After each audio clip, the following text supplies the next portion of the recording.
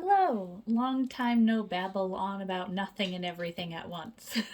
This is Christy from the Moonstone Mystic, and I'm here today to talk about birth cards, and more specifically, talking about the Death card and the Emperor card as your birth card combination. So, I also would like to add in here that even if the Death and Emperor are not your birth cards, they will be involved in your life at some point. For example, the Death and the Emperor is my 2022 theme, yearly theme. So you get this the same way you would calculate your birth cards. So you're taking the month you were born, the year you were born, and you're adding that to, in this case, the current year 2022. So when you take my birth month, my birth year, and you add it to 2022, and you add them up, and you also combine numbers and add them together, you end up with 13 and 4, which is Death and the Emperor. And I will also, again, supply a link to the birth card calculator so that you can find your birth card, and also you can use it to find out what your birth cards are for the year 2022. So with that in mind, here we have, this would be 13, which narrows down to 4 by adding 1 and 3. So Death is the 13th card in tarot, and 4 is the Emperor. So what this means is that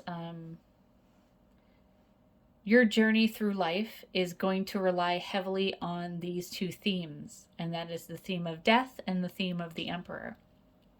So let's kind of go through, starting with death because it is the higher number, and we'll talk about what that really means, and we'll dive more into the symbolism of death and what that means as a recurring theme in your life. So here we have, this is the traditional Rider-Waite-Smith representation of death. So you have the skeleton in the black armor riding the pure white horse. And you see down here, the king is dead. Here we have one person offering fealty. This person is kind of, looks like she's having a breakdown. And the child, surprisingly, unafraid of death, offering death gifts. So the way to look at this, a lot of people, there's a lot of negative connotation with the number 13. There's a lot of negative connotation with the card of death itself in the tarot.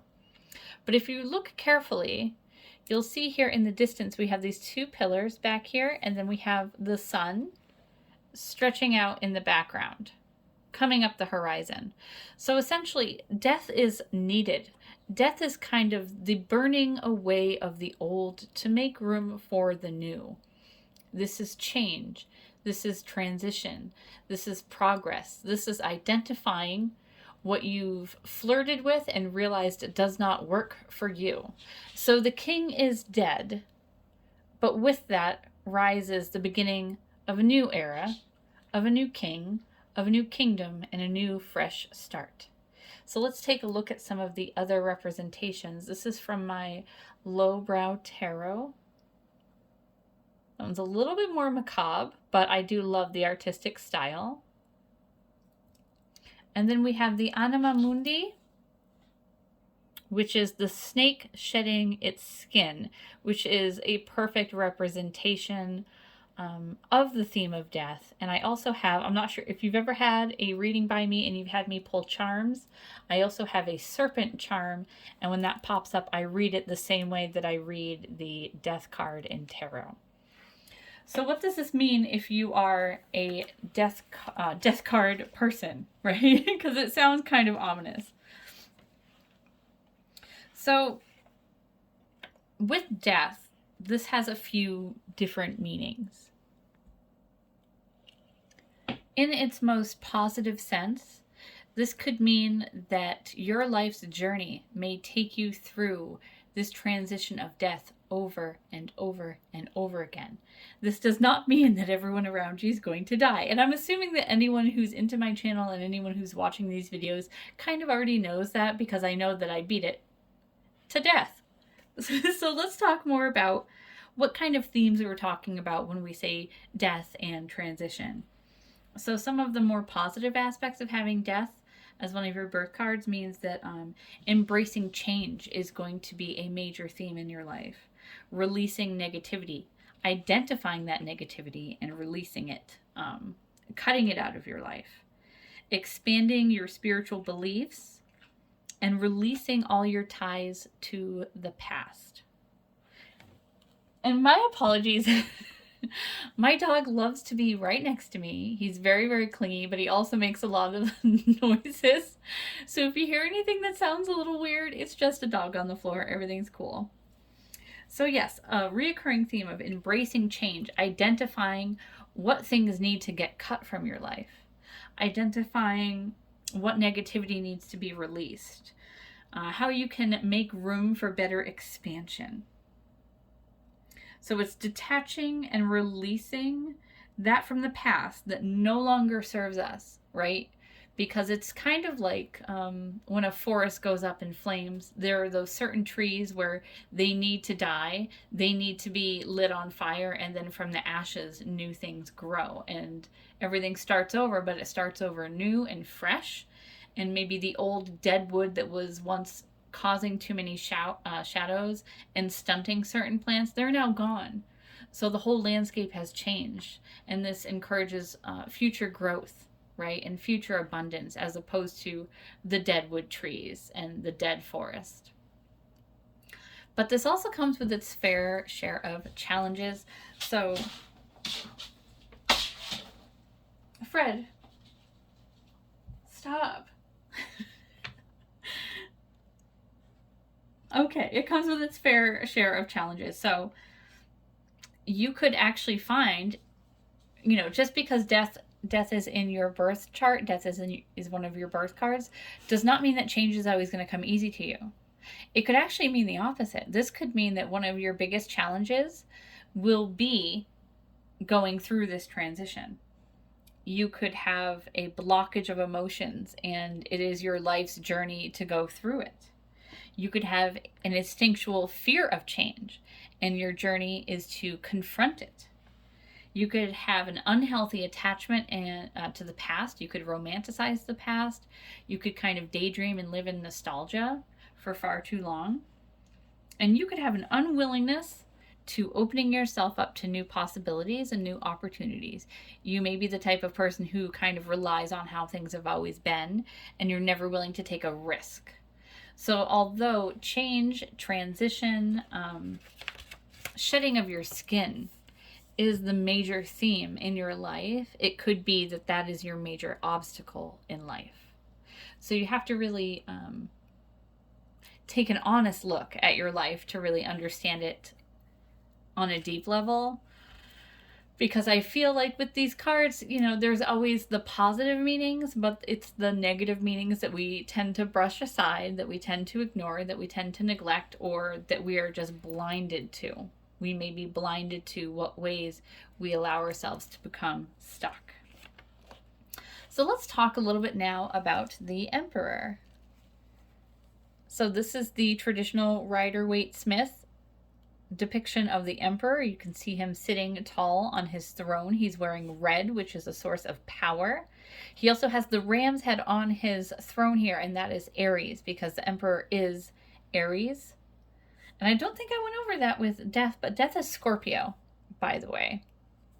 So the Emperor is the Aries card. He's also the father figure.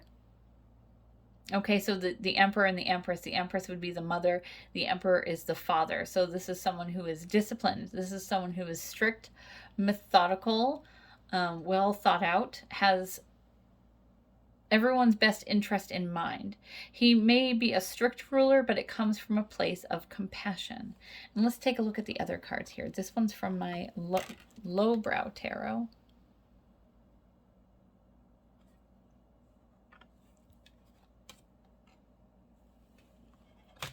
And this one's from my Anima Mundi deck. A little bit more simple on that deck, but I still like it because, the mighty tree is often a symbol of growth and power. So with the Emperor is all about being a logician, being logical, trying to bring sense and order to an unruly situation, a situation which may present as complicated. The Emperor breaks it down into simpler to digest parts and works through it systematically and methodically to get to the best result possible. So this is your gifts if you have Death and Emperor. So some of your Emperor gifts would be dealing with things in a logical fashion, having an ability to organize, being a very organized person, knowing how to organize things, having a lot of follow through. And that one is kind of important because we can all have this sort of burst of inspiration, and we can all have this sort of pull and drive. But to be honest, not everyone always pulls through, right? Some people don't have the follow through. The Emperor has this aura, this air of follow through, and this is not someone who you would expect to kind of like flunk out. This is someone who has a lot of objectivity and a lot of control over their emotions and a lot of control over a lot. That's the whole idea of the Emperor, is taking control, seizing control of situations which seem to be out of control.